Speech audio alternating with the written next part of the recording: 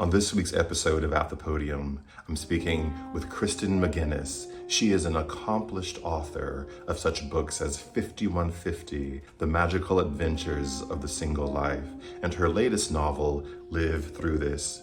She's also founded her own publishing company called Rise Books, where she's seeking to publish writers whose works are inspiring radical inspiration. She is also the daughter of Dan McGuiness, who has been described as one of the architects of the modern drug trade.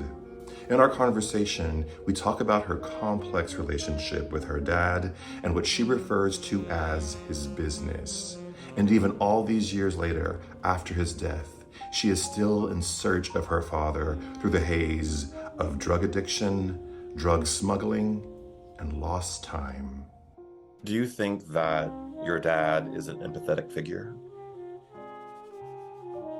In some ways, but I think he's more complicated than that. I mean, I think as a father, like, he never got it, and I think he's less empathetic when you actually see how he shows up in his personal relationships. I think that to a certain extent, he was a narcissistic sociopath. I mean, he was able to disconnect. I mean, when you ask, was he remorseful? It's one thing to say, like, what I did I shouldn't have been arrested for, but I'm also really sorry that it impacted your life so much. And he was never able to see that. He could not see where the choices he had made had created implications in my own life.